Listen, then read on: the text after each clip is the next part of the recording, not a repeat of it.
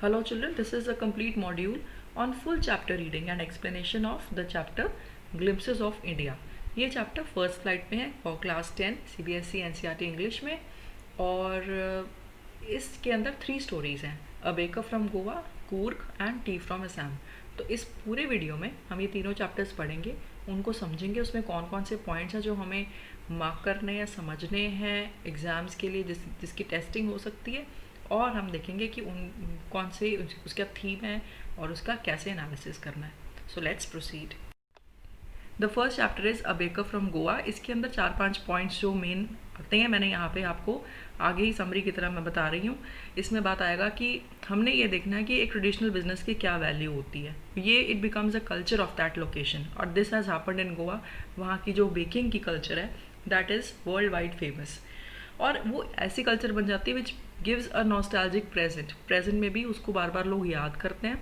ये पूरा चैप्टर एक इंसान के, एक गोवा के इंसान का लिखा हुआ है, where he recalls that how in his childhood he has seen bakers.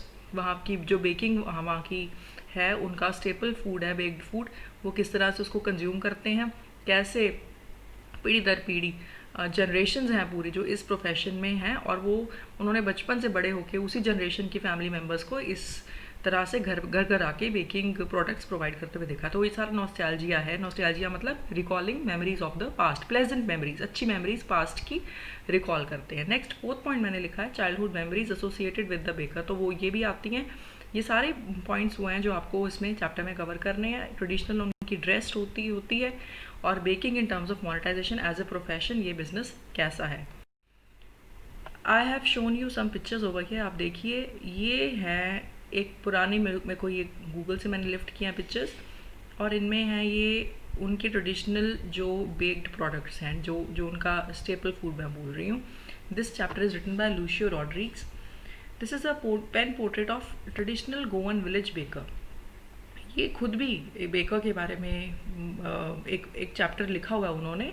एक पेन पोर्ट्रेट है उनके, एक बेकर के बारे में उन्होंने लिखा है। और इस एक बेकर का बहुत इंपॉर्टेंट रोल है गोवा की सोसाइटी में। तो you can see this pictures because जो रेफरेंस आएगा मैं आपको बताऊंगी। Our elders are often heard reminiscing nostalgically about those good old Portuguese days, the Portuguese and their family and their famous loaves of bread। तो गोवा के ऊपर Portuguese culture का impact है नंबर 1, और उसी कल्चर के इम्पैक्ट से गोवा में सारा बेकिंग का कल्चर आया। तो वो कहते हैं कि हमारे एल्डर्स, हमारे ग्रोन अप्स, जो हमारे बुज़ुर्ग हैं, वो कई बारी इस कल्चर से रिलेटेड बातों को डिस्कस करते हैं। Those eaters of loaves might have vanished. अब नाउ आज के ज़माने में शायद कुछ फूड चेंजेस आ गई हैं, but the makers are still there, but still people who bake those loaves of bread are there। we still have amongst us the mixers। ये आपने, मैंने हाईलाइट किया है, ये उसके प्रोफेशन से रिलेटेड जो कैटेगरीज ऑफ लेबर है वो सब है। Mixers, the moulders and those who bake the loaves. Those age old time tested furnaces. आज भी बेकरीज हैं, फर्नेसेस हैं। एक दो पिक्चर्स मैंने आपको यहाँ पे दिखा रही हूँ मैं बेकिंग शॉप्स की। आप उनको सर्च करो गूगल पे, आपको पता लगेगा कि इनका बेकिंग का कल्चर कितना डीप और रिच है। So those age old time tested furnaces still exist. Furnaces वो भट्टी होती है जहाँ पे बेकिंग होती है। The fire in the furnaces has not yet been extinguished. और आज भी ये काम अच्छा चल रहा है। द थर्ड in jingle of the traditional bakers bamboo heralding his arrival in the morning can still be heard in some places। I'll explain this line। Third and jingle, तो ये जो बेकर्स होते थे, ये अपने बैम्बू के कार्ट्स के ऊपर या बैम्बू के स्टिक्स के ऊपर ये बेक्ड प्रोडक्ट्स सप्लाई करते थे। उसकी आवाज़ को थर्ड एंड जिंगल बोला है। और आज भी लगता है। हेरल्डिंग मतलब, हेरल्ड मतलब अनाउंस करना। His arrival in the morning, वो सुबह सुबह के हर घर में ये चीज़ें डिलीवर करते थे। Can still be heard in some places. आज भी ये बेकर्स कई घरों में आके अपनी प्रोड्यूस प्रोवाइड करते हैं। Maybe the father is not alive, but still the son carries on the family profession. तो जनरेशन इस प्रोफेशन को कैरी आउट कर रही हैं। These bakers are even today known as pader in Goa. तो मुझे इस वर्ड का प्रोनाउंसिएशन लगता है पेडर ही होना चाहिए, possibly PADER। It will be easy for you to learn also. ये ट्रेडिशनल नाम है बेकर्स का गोवा की लैंग्वेज में। तो यहाँ तक मैंने जो पॉइंट हाईलाइट करे ये सब क्या दिखाते हैं, value of a traditional business which later on becomes the culture of that location. और ये सभी बातें जो प्रेजेंट जनरेशन भी जब रिकॉल करती है, it becomes a nostalgic present. During our childhood in Goa the baker use to be our friend, companion and guide. तो इतना ज़्यादा इन्वॉल्वमेंट होता था बेकर्स के साथ कि he used to come at least twice a day, 2 बार घर में आना होता था उसका। Once when he set out in the morning on his selling round and then again when he returned after emptying his huge basket. तो 2 बारी वो घर उनके घर आते थे। The jingling thud of his bamboo woke us up from sleep and we ran to meet and greet him. तो सुबह सुबह सबसे पहले, जैसे अब हमारे नॉर्थ इंडियन फैमिलीज़ में सबसे पहले घर में जनरली मिल्कमैन होता है जो दूध प्रोवाइड करने आता है, तो उसकी घंटी से हम सुबह उठ जाते हैं जल्दी, इसी तरह से, क्योंकि ये उनका एक इम्पॉर्टेंट फूड है, तो छोटे बच्चे इसकी घंटी से उठ जाते थे। Why was it so? अब यहाँ पे देखो, was it for the love of the loaf? Not at all. The loaves were bought by some Paskine और Bastine, the maid servant of the house. Paskine और बैस्टीन उनकी लोकल लैंग्वेज में नेम्स हैं, जो घर की काम वाली का नाम हो गया, उसके लिए ये वर्ड यूज़ होता है। What we longed for were those bread bangles which we chose carefully, sometimes it was sweet bread of special make. मैंने ये पिक्चर आपको जो बड़ी वाली पिक्चर यहाँ पे दिखाई है, ये हैं ब्रेड बैंगल्स। गोवा में ये शायद बहुत खुश होके बच्चे खाते होंगे या घरों में खाई जाती होंगी, तो ये ब्रेड की बैंगल्स की फॉर्म में ये लोव्स बनाए जाते हैं और इनकी चॉइस बच्चे बड़े खुश होके करते थे। This is why all the children they have sweet memories about bakers in their families who used to visit how many times a day? Twice a day. कौन कौन से टाइम्स मैंने हाईलाइट किया है। और who received their produce from them? Paskine और Bastine, that is a maid servant. इस तरह से आप इस चैप्टर को पॉइंट वाइज याद करो। मेन बातें इसमें आपको 2-3 बार पढ़ोगे आपको याद हो जाएंगी। Next paragraph, the baker made his musical entry on the scene with the jang tang sound of his specially made bamboo staff. The baker made his musical entry on the scene with the jang jang sound of his specially made bamboo staff. Staff बोला जाता है stick को। तो उस ये जो bakers थे, ये ट्रेडिशनल तरीके से ये लोग घूमते थे। इनके जो बैम्बू की डंडा होता था बैम्बू का, उसके ऊपर एक स्पेशल झांग झांग की आवाज़ आती होती थी उसके इनके चलने की वजह से।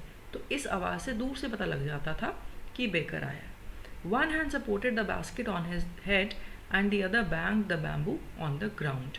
तो दूसरे डंडे से, एक हाथ से बास्केट को सपोर्ट किया, दूसरे डंडे से वो बैम्बू को नीचे जब मारते थे ज़मीन पर, उससे झंग झंग की आवाज़ आती थी। He would greet the lady of the house with good morning and then place his basket on the vertical bamboo. और डंडे के ऊपर ही, डंडे को ही ज़मीन पर सपोर्ट करके उसके ऊपर ही अपनी बास्केट प्लेस करते थे और वहीं से उठा के अपना सामान दे देते थे। We kids would be pushed aside with a mild rebuke. थोड़ी सी डांट टपट करके बच्चों को पीछे पुश कर देते थे। And the loaves would be delivered to the servant. और लोव्स जो थे, लोफ होता है एक पीस जो बेक की हुई ब्रेड का होता है, उस पूरे पीस को लोफ कहा जाता है। तो जो हम ब्रेड खरीदते हैं मार्केट से, उसके स्लाइसेस होते हैं, वो असल में पूरा पैकेट एक लोफ होता है। आपने देखा होगा उसका फर्स्ट और लास्ट पीस ब्राउन होता है, जैसे उसकी साइड्स ब्राउन होती हैं। तो एक पूरा लोफ होता है, वो पूरा पैकेट में बंद होने से पहले उसके स्लाइसेस लंबे लंबे काटे होते हैं। तो वो पूरा पीस होता है जो चारों तरफ से ब्राउन होता है, हर तरफ से ब्राउन होता है, उसको लोफ को कहते हैं। तो जो बच्चे थे उनको लोव्स बहुत पसंद होते थे, वो भी उसको रिसीव करने आते थे, but they were always scolded, डांट बट करके उनको पीछे कर देते थे कि ये बड़ों का काम है। But we would not give up, we would climb a bench और the parapet and peep into the basket. वो सभी बच्चों को शौक होता था कि उसकी बास्केट में झांक कर देखें, ताकि उसमें से सबसे बेस्ट पीस जो होता है ब्रेड का, लोफ का, वो उठा के सिलेक्ट कर सकें। I can still recall the typical fragrance of those loaves. उनकी खुशबू राइटर को याद आती है, क्योंकि उसने बचपन में उन लोव्स की खुशबू बहुत सूंघी थी। Loaves for the elders and bangles for the children. तो पूरा लोफ होता था बड़ों के लिए, और बैंगल्स जो यहाँ पे मैंने आपको बड़ी पिक्चर में दिखाया है, जो उसने एक रस्सी के अंदर बांध के टांगे हुए हैं, ये बैंगल्स बच्चे खाते थे इनको। Then we did not even care to brush our teeth or wash our mouths properly. And why should we? छोटे बच्चे थे, वो ऐसी केयरलेसनेस भी करते थे। They used to be careless about brushing their teeth. Who would take the trouble of plucking the mango leaf for the toothbrush? तो उस ज़माने में पॉसिबल इनकी कल्चर में मैंगो लीव्स के साथ ब्रश किया जाता होगा, दांत साफ किए जाते होंगे। And why was it necessary at all? The tiger never brushed his teeth. Hot tea could wash and clean up everything so nicely after all. So how did these children consume these bangles of bread? They used to have it with tea. So this was about how they enjoyed. अब यहाँ पे quickly एक recap करेंगे पीछे को. मैंने आपको ये जो रेक्टेंगल्स मार्क करे हैं इसमें बताया मैंने childhood memories associated with the baker. आप इसको इस पॉइंट से लर्न करेंगे. लर्न रटना नहीं है, आप इसको 3-4 बार रीड करो, मेरी वीडियो 3-4 बार सुन लो, you will not forget it. Marriage gifts are meaningless without the sweet bread known as the bol. अब ये सेकेंड शॉर्ट क्वेश्चन बनता है इस चैप्टर का कि जो बेकर्स के जो प्रोड्यूस है सब वेरियस काइंड्स ऑफ ब्रेड है उसका उनकी कल्चर में क्या इंपॉर्टेंस है. So it is very important also for marriage ceremonies. All important ceremonies are incomplete unless these kinds of bread are involved. So it is known as the bol. कौन सी? Sweet bread. Just as a party और a feast loses its charm without bread. जैसे कोई भी party वगैरह में it doesn't have charm without any sweet. Not enough can be said to show how important a baker can be for a village. So a baker is very important for the village. The lady of the house must prepare sandwiches on the occasion of a daughter's engagement. So the main lady of the house prepares sandwiches on the occasion. जब भी daughter की engagement होती है, cakes and बॉलिनाज, ये भी 2 चीज़ें आपको learn करनी है. These are a must for Christmas as well as other festivals.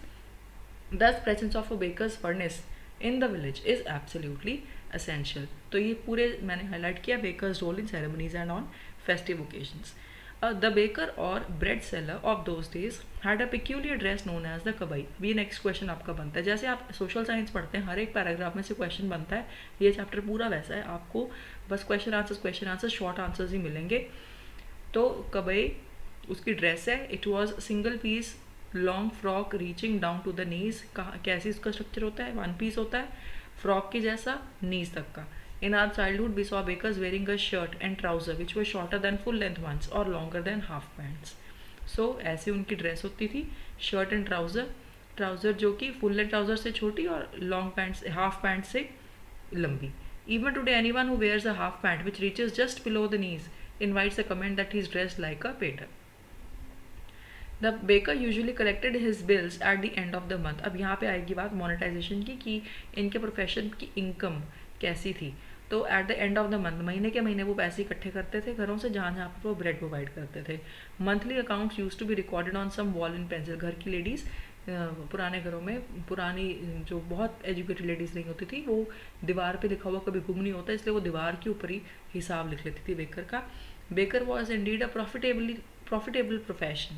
The baker and his family never starved. वो कभी भूखे नहीं मरते थे. खाना तो वो खुद ही बनाते थे, भूखे कैसे मरेंगे वैसे भी. बट अदरवाइज ऑल्सो एक अच्छा प्रोफेशन था. His family and his servants always looked happy and prosperous. Their plump physique was an open testimony to this. और आमतौर पर मोटे मोटे होते थे, तो इससे पता लगता था कि वो खाते पीते अच्छी खुराक, उनको अच्छी डाइट मिलती थी. Even today any person with a jack fruit like physical appearance is easily compare to a baker. तो कहते कि आज भी अगर कोई गोल मटोल वहाँ का गोवा का हो बंदा तो उसको बेकर्स के साथ कंपेयर किया जाता है कि तुम ज़रूर एक बेकिंग प्रोफेशन से रिलेट करते हो. This was all about baker in Goa. Let's proceed. Next chapter is Coorg. इस चैप्टर में हमें क्या मिलेगा? Physical features, location and society of Coorg. ये हमने देखना है. Biological background of the community. ये कम्युनिटी में जो कल्चर है उस पर किस कम्युनिटी का इम्पैक्ट था, कैसे ये बने जो आज ये हैं. उनकी एसोसिएशन विद वेला. वेला मीन्स ब्रेवरी. कैसे ये ब्रेवरी को रिलेट करते हैं. And wild life found in the region. Coorg is coffee country famous for its rain forests and spices. Midway between Mysore and coastal town of Mangalore. ये लोकेशन आ गई. Sits a piece of heaven that must have drifted from the kingdom of god. तो main आपको learn क्या करना है? Location between Mysore and coastal town of Mangalore. एक point आपका हो गया. This land of rolling hills. इसकी फिजिकल फीचर्स में क्या है speciality? Hills seem to roll down, मतलब कि लो हिल्स है यहाँ पे. Inhabited by proud race of martial man.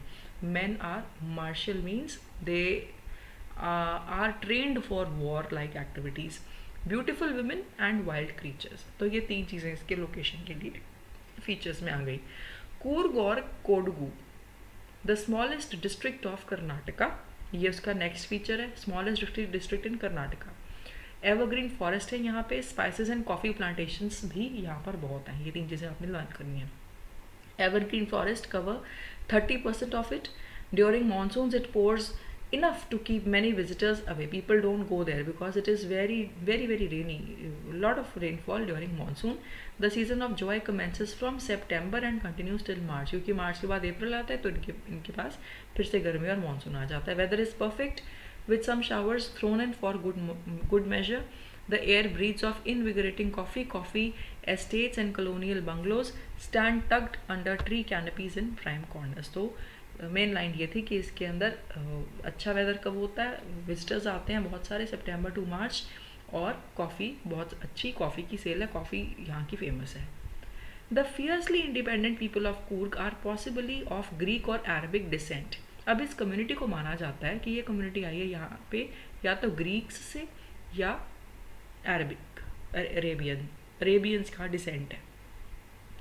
As one story goes, अभी आपको लर्न करनी. A part of Alexander's army moved south along the coast and settled here when return became impractical. So these people married amongst the locals and their culture is apparent in the martial traditions, marriage and religious rites, which are distinct from the Hindu mainstream. So माना जाता है कि Alexander जो था ये Greek था, तो it is thought that a part of his army, some men from his army, they settled here and they married in the locals, and that is why the culture of Kurgis, it is different, little bit different from the Hindu culture, because of which what is there, they are trained in martial traditions, their marriage rites are different, religious rites are different. Theory of Arab origin, वो क्या है, क्यों बोला जाता है कि अरब से originate हुए हैं. Draws support from the long black coat. मैंने यहाँ भी आपको एक पिक्चर दिखाई थी पिछले पेज पे. उनकी जो मैन की ड्रेस है, it is a very long coat with an embroidered waist belt worn by Kodavus known as kuppia. So ये जो ड्रेस होती है, इस ड्रेस का नाम है kuppia. This dress resembles the kuffia worn by the Arabs and the Kurds. Because of this dress, people think that maybe there is some relation between the people of this region and their descent from Arabs. Kurgi homes have a tradition of hospitality and they are more than willing to recount numerous tales of valor related to their sons and fathers. तो उनके descent में, उनके generations में बहुत सारी tales हैं, बहुत सारी stories हैं bravery की. कुछ जो आपको learn करनी है. Number 1, the Kurg regiment is one of the most decorated in Indian army. या एक पॉइंट हो गया. कुर्ग रेजिमेंट इंडियन आर्मी में बहुत मानी जाती है. Second, first chief of the Indian army general Cariappa was a Coorgi. ज़रूर वो उनके मार्शल आर्ट्स में, उनके आर्मी में ब्रेवरी में उनके कुछ अचीवमेंट्स होंगे. That is why even now Kodavas are the only people in India permitted to carry firearms without a licence. These are the only people without a license they can carry arms. This is why, because they have an association with valor. The river Kaveri obtains its water from the hills and forests of Coorg. थोड़ा सा अब यहाँ पे फिर से nature और उनकी wild life के बारे में मेंशन आएगा. Mahseer, a large fresh water fish abound in these waters. Special variety of fish यहाँ पे मिलती है, mahseer. Secondly, kingfishers dive for their catch. Second animal जो यहाँ पे फेमस है, kingfisher. Wild squirrels and langurs. तीसरा स्क्विरल्स, चौथा langurs. These 4 animals you have to learn. They draw partially eaten food for the mischief of drawing splash and ripple effect in clear water. ये सब ज़रूरी नहीं है. 4 आपको animals के names याद करने हैं. Mahseer, kingfisher, squirrels and langurs, ये उनके एनिमल्स हैं, ये उनकी वाइल्ड लाइफ है. देन एलिफेंट्स, ये 5वां नेम है. They enjoy being bathed and scrubbed in the river by their mouths.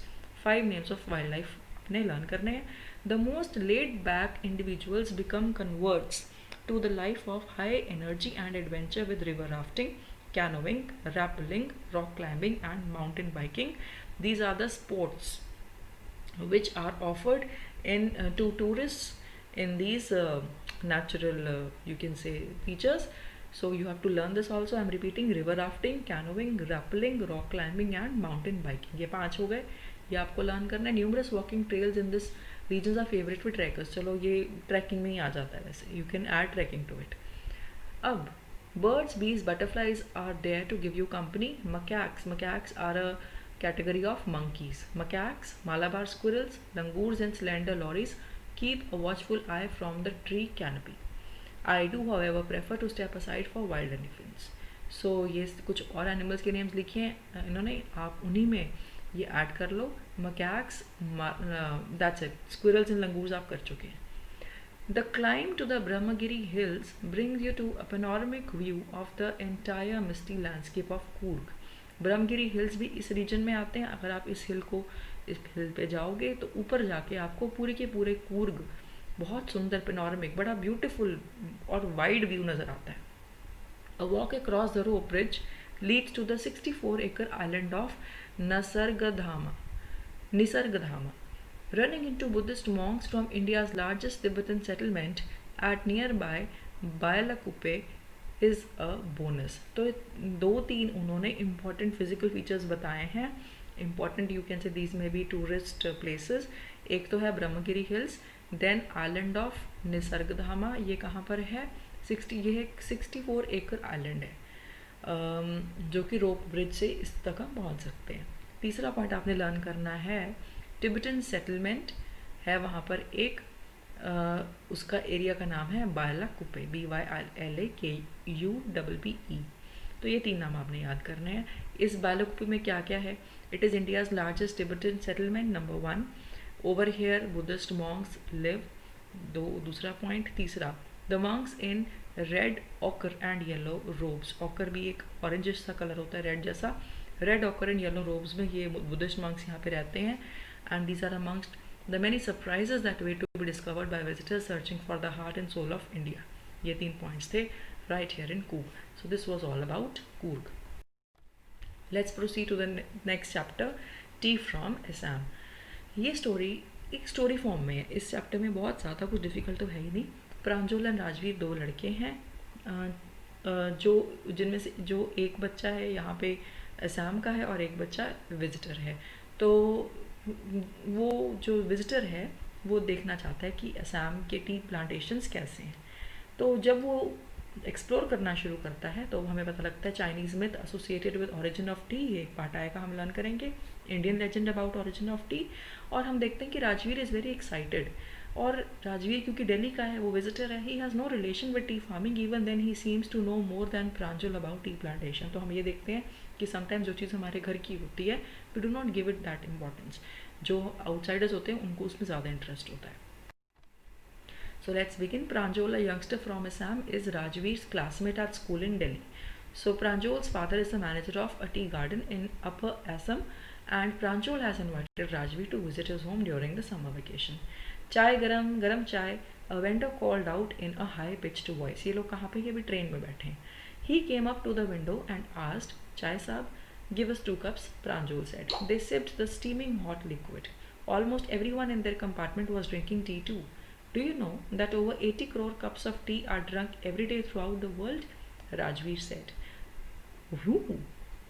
Exclaimed Pranjal. Tea really is very popular. The train pulled out of the station. Pranjal buried his nose in his detective book again. Rajveer too was an ardent fan of detective stories, but at the moment he was a keener on looking at the beautiful scenery. अब बाहर क्या था? बाहर थे T plantations. इनकी train Assam के इस एक एरिया में से निकल रही थी और राजवीर देखना चाहता था टी प्लांटेशंस के बारे में और ज़्यादा जानना चाहता था। Pranjal was the son of a tea plantation manager. Even then he was not aware that tea is so famous and tea has such a powerful reputation. It was green green everywhere. Tea plantation को describe किया हुआ है यहाँ पे। Rajveer had never seen so much greenery before. Then the soft green paddy fields gave way to tea bushes. अब tea bushes आ गए. It was magnificent view.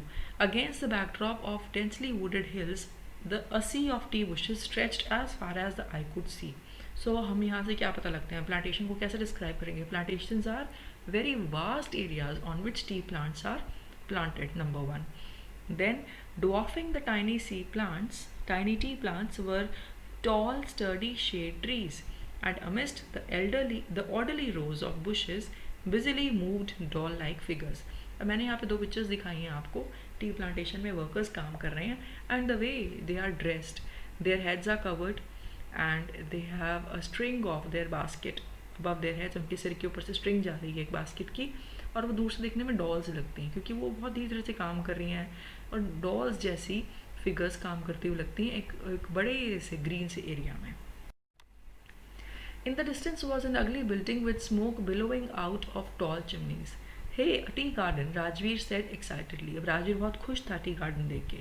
प्रांजल के लिए कोई बड़ी बात नहीं थी. So Pranjal, who had been born and brought up on a tea plantation, didn't share Rajveer's excitement. Oh, this is tea country now, he said. Assam has the largest concentration of plantations in the world. You will see enough gardens to last you a lifetime. I have been reading as much as I could about tea. No one really knows who discovered tea, but there are many legends. ये सारी information Rajveer के पास है. प्रांजल को, जबकि he is the son of a tea plantation manager, he knows nothing. What legends? Well, there is one about the Chinese emperor. ये हमको learn करना है. तो एक legend है about origin of tea and this one is the Chinese one. तो ये आपको लर्न करना है. Chinese emperor who always boiled water before drinking it. One day a few leaves of twigs burning under the pot fell into the water, giving it a delicious flavor. It is said that they were tea leaves. So Chinese myth क्या है कि one emperor always boiled water before drinking. तो boil करने से पहले एक दिन जो नीचे जल रहा था वो वाली पत्तियाँ पानी के अंदर चली गई तो फ्लेवर आ गया और चाय बन गई. और दूसरा second legend is the Indian legend.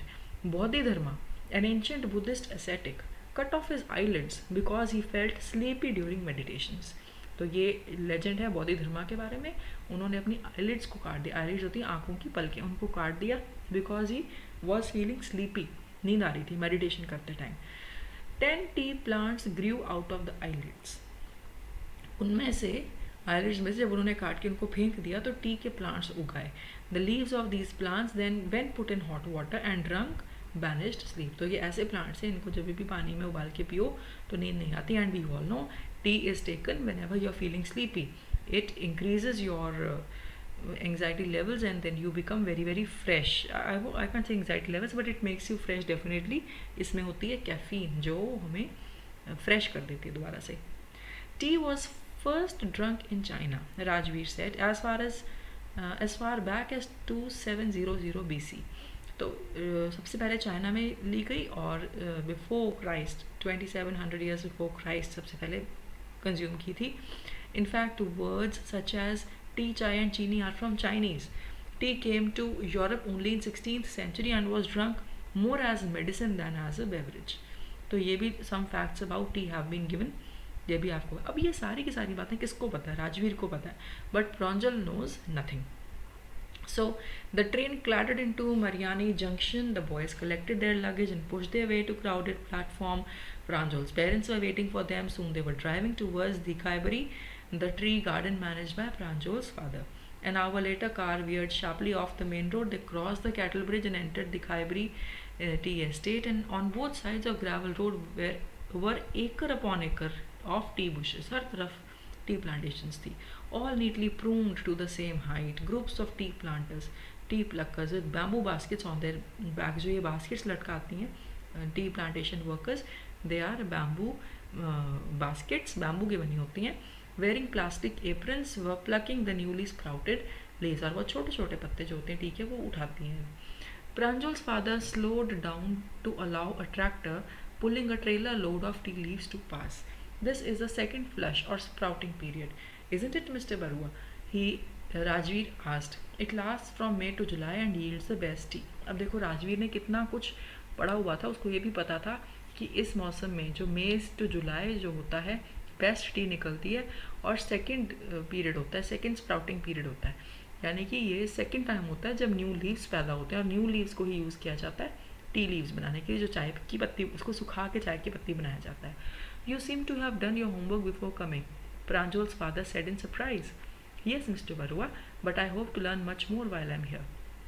In contrast, Pranjal जो वहीं का था ना तो उसको कुछ पता था and he did not even want to learn anything more. So that is why I've given you a question. Though excited and he has no relation with tea farming, he seems to know much more than Pranjal about tea plantation. What all does he know? He knows the legends, he knows the facts, and यही question एक बनता है जो बनता है इस chapter में से. So that was all about tea from Assam. I hope you are liking my classes. Thanks for being with me at eClasses with Shalini ma'am. I request you all to please like, subscribe and press the bell icon. If you do that, your gesture is going to really motivate me so that I create more such videos and bring more useful content for you. Thank you so much. So that was all for this chapter. I hope you enjoyed the video and it was useful to you. Please listen to it once again in case you want to revise. Make the most of the videos and keep excelling in English. All the best and bye.